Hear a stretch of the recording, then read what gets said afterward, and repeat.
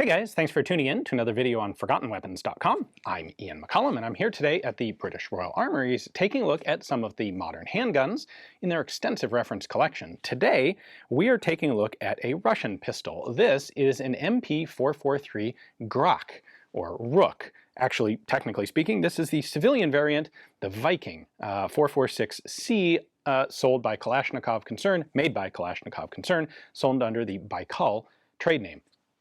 This is the civilian version of what is currently the Russian, technically official standard service sidearm, the pistol YPA.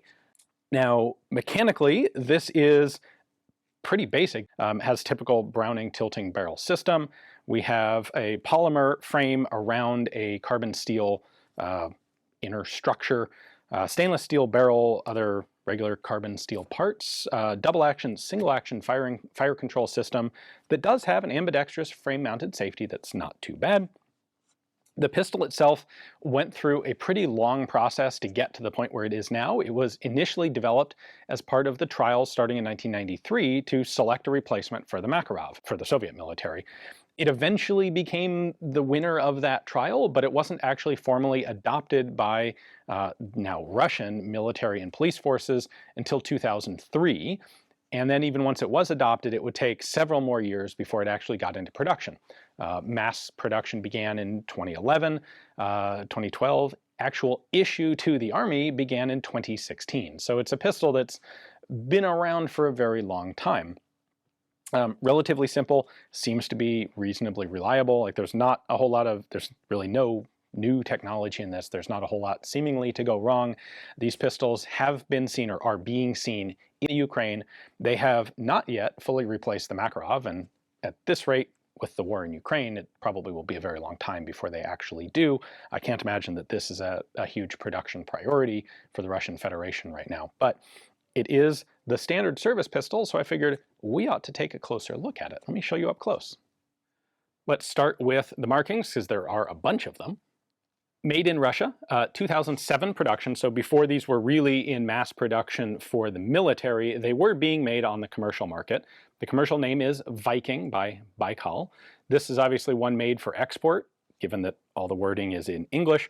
However, these are also made for the Russian civilian market.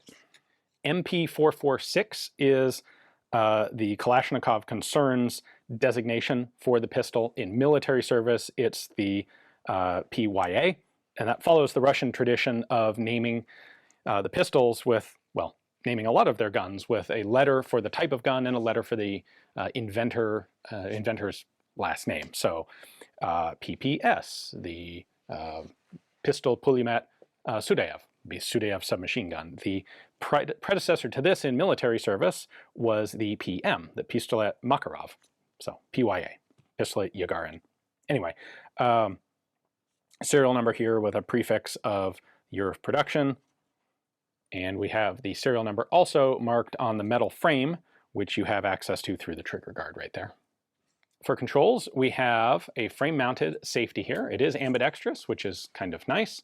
We do have a double action hammer, and it is a mostly shrouded hammer, and that's kind of nice. That makes the hammer less likely to snag on things.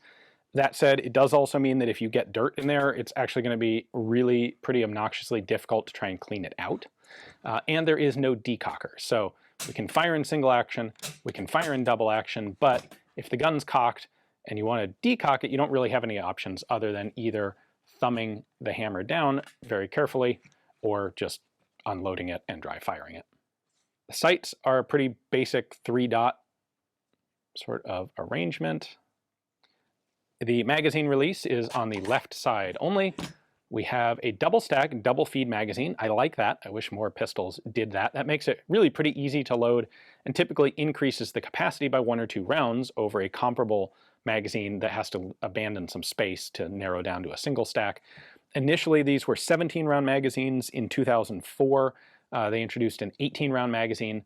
So I suspect this is an 18-round magazine here. The operation is basic Browning tilting barrel. You can see that working right there. And to disassemble it, we are going to pop out this barrel crosspin. I'm going to use an Elbonian disassembly tool here. Just pop that out. There we go. It's kind of stiff. But now I can slide the slide assembly off. There's the frame. You can see the polymer out here and the sort of purplish color to the steel components inside. There's our fire control mechanism. Pretty basic there. Ejector is a separate component. Really nothing particularly exotic going on there. And frankly, the same holds true for the slide. You can see a high power style oval cam in there. The spring, the recoil spring, is really quite stiff to get out. There we go. It is a non-captive recoil spring. There's the guide rod. You can take out the barrel. Note that the barrel is a separate component from the chamber and locking area. So we have one locking lug, and it's the front of the chamber here, which locks up against the edge of the slide. This is chambered for the 7N21, which is 9 by 19 millimeter, but a fairly high pressure loading. Kinda, you could think of this similar to 9 millimeter NATO. It's a plus P or a plus P plus cartridge that is made. 7P21 or 7N21 is an armor piercing loading as well. For the civilian model, the Viking, what they do is actually mill the barrel down a bit thinner, and they do not rate it for the high pressure loads. It's just standard 9 by 19. Now it's a little stereotypical perhaps that they haven't done anything that will actually prevent you from chambering or firing a high pressure round. They've just ensured that, or made it likely that you'll have catastrophic results if you do, which I don't know that I'm really in favor of that sort of manufacturing plan. Anyway, we have 9 by 19 and a proof on the barrel. So the military pistols will have a thicker barrel. The competition, the civilian pistols, have a thinner one. I suspect, but this is just pure speculation on my part, that there is more material milled out of the civilian MP446 Viking slides to reduce their weight. I suspect the military guns have a bit heavier slides, kind of like the SIG 320s do. A little more weight is going to make the guns run a little slower, a little safer, a little more reliably with high pressure loadings. There you go. There it is disassembled. The MP446, aka the Viking, aka the PYA, the Yagarin, aka the Grach. All right, if I'm going to be honest with you guys, I don't really think there's actually all that much very interesting about this pistol. There's really nothing novel about it. The ambidextrous frame-mounted safety is a good feature. I like the double-stack, double-feed magazines. I wish more pistol designers would do that. But that's pretty much the extent of the particularly exciting features, such as they are.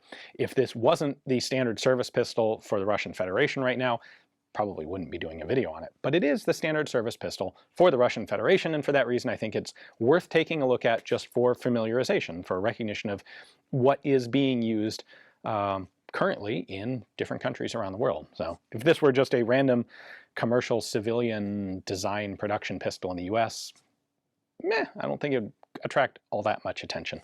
Anyway, hopefully you guys enjoyed the opportunity to take a closer look at Russia's standard service pistol. Big thanks to the British Royal Armouries for putting up with me and giving me the opportunity to film this for you guys. Thanks for watching.